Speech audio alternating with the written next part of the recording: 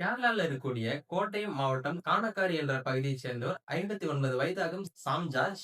இவருடைய மனைவி 49 வயதாகும் ஜெசி சாம். இவங்களுக்கு பார்த்தீங்கன்னா 28 வயது லிசா என்ற மகளும், 25 வயது மற்றும் 23 வயதுல 2 மகன்களும் இருக்காங்க. இவங்களோட பிள்ளைகள் 3 பேருமே பார்த்தீங்கன்னா வெளிநாட்டுல வசித்து வராங்க. கேரளாவில் சாம் ஜார்ஜும் ஜெஸியும் மட்டுமே வாழ்ந்து வந்திருக்காங்க. முன்னதாக பார்த்தீங்கன்னா பெங்களூர்ல உள்ள தனியார் நிறுவனத்துல சாஃப்ட்வேர் இன்ஜினியரா பணியாற்றி வந்த சாம் ஜார்ஜ், பிறகு கோட்டயம் மகாத்மா காந்தி பல்கலைக்கழகத்துல டிராவல் அண்ட் டூரிசம் மேனேஜ்மெண்ட்ல பணியாற்றி வந்திருக்காரு. இதனிடையே பாத்தீங்கன்னா சாம் ஜட்ஜுக்கு வெளிநாடு மற்றும் கேரளாவுல பல பெண்களுடன் தொடர்பு இருப்பதாகவும் தெரிய வந்திருக்கு. அதுலயும் பாத்தீங்கன்னா சில பெண்களை வீட்டிற்கு அழைத்து வந்து மனைவின் கண் முன்னேயே தனிமையில் இருந்ததாகவும் தகவல் வெளியாகி இருக்கு.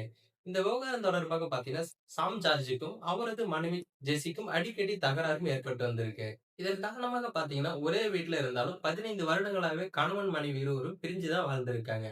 இந்த நிலையில வழக்கமாக வெளிநாட்டில இருந்து மகள் லிசா போன் செய்யும்போது உடனே அழைப்பை எடுக்கும் தாய் ஜெசி 27ஆம் தேதி பாத்தீங்கன்னா நீண்ட நேரம் போன் பண்ணி அவங்க போனை எடுக்காம இருந்திருக்காங்க. இதனால சந்தேகம் அடைந்த மகள் லிசா கோட்டயம் காவல் நிலையத்துக்கு தகவலும் கொடுத்திருக்காங்க.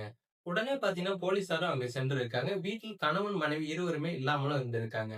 இதனைத் தொடர்ந்து காணாமல் போனதாக புகார் பதிவு செய்யப்பட்டு ஜான் ஜார்ஜ் மற்றும் ஜெஸ்ஸி இருவரையும் கோட்டயம் போலீசார் தீவிரமாகவும் தேடி வந்திருக்காங்க. இந்த நிலையில கடந்த 3ஆம் தேதி பாத்தீங்கன்னா அன்று இடுக்கி மாவட்டம் செப்புக்குளம் அருகே உள்ள 50 அடி பள்ளத்தாக்கில் ஜெஸ்ஸியின் உடல் கண்டெடுக்கப்பட்டிருக்காங்க. அரை நிர்வாண கோலத்திலும் இருந்த ஜெஸ்ஸியின் உடலில் பல காயங்களும் யாரோ கழுத்தை நெரித்து கொண்ட தடயங்களும் இருந்திருக்கு. இதையடுத்து உடலை மீட்ட போலீசார் பிரேத பரிசோதனைக்காக மருத்துவமனைக்கும் அனுப்பி வச்சிருக்காங்க.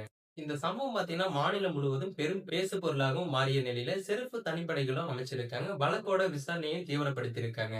அதே சமயம் பார்த்தீங்கன்னா, காணாம போன சாம் ஜார்ஜையும் போலீசார் தேடி வந்த நிலையில, திடீரென அவரது செல்போன் சிக்கில் மைசூர்ல இருந்தது தெரிய வந்திருக்கு. இதையடுத்து பார்த்தீங்கன்னா, மைசூருக்கு விரைந்த தனிப்படை போலீசார் அங்கு பதுங்கியிருந்த சாம் ஜார்ஜை அழைத்து வந்து கோட்டயம் போலீசார் விசாரணையும் நடத்தியிருக்காங்க. விசாரணையில பார்த்தீங்கன்னா, சில திடுக்கிடும் தகவல்களும் வெளியாகி இருக்கு. அதாவது பார்த்தீங்கன்னா, மனைவியை கொலை செய்ததும் அவர் ஒப்புக்கொண்டிருக்காரு. அதுல பார்த்தீங்கன்னா, மகாத்மா காந்தி பல்கலைக்கழகத்துல படித்து வரும் ஈரான் நாட்டைச் சேர்ந்த 32 வயது மரியம் சிரின் என்ற பெண்ணுடன் சாம் ஜார்ஜுக்கு பழக்கம் ஏற்பட்டிருக்கு. அதன் காரணமா பார்த்தீங்கன்னா, இருவரும் 2 ஆண்டுகளாகவும் காதலிச்சு வந்திருக்காங்க. இந்த விவகாரம் மனைவி ஜெசிக்கும் தெரிஞ்சிருக்கு. அத்துடன் பார்த்தீங்கன்னா, சாம் ஜார்ஜுக்கு வேறு சில பெண்களுடனான தொடர்பு குறித்து 26ஆம் தேதி பார்த்தீங்கன்னா, கணவன் மனைவி இருவருக்கும் இடையே தகராறு ஏற்பட்டிருக்கு.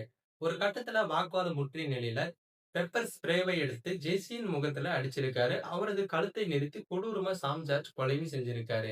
பிறகு பாத்தீங்கன்னா மறுநாள் ஈரான் காதலி மரியம் சிரியின் உதவியோட ஜெஸியின் உடலை காரின் டிக்கியில ஏற்றி செப்புக்குளம் பள்ளத்தாக்கிலும் வீசியிருக்காங்க. இதையடுத்து பாத்தீங்கன்னா சாம் ஜார்ஜை கைது செய்த போலீசார் வெளிநாட்டுக்கு தப்பி செல்வதற்காக வந்த காதலி மரியம் சிரினை விமான நிலையத்திலே வச்சு கைதும் செஞ்சிருக்காங்க. அவரிடம் தற்போது விசாரணை நடைபெற்று வருகிறது. பல பெண்களுடன் தொடர்புகளை தட்டி கேட்ட மனைவி காதலியுடன் சேர்ந்து கணவரை கொலை செய்த சம்பவம் கேரளாவில் அதிர்ச்சியை அழுத்தியிருக்கு.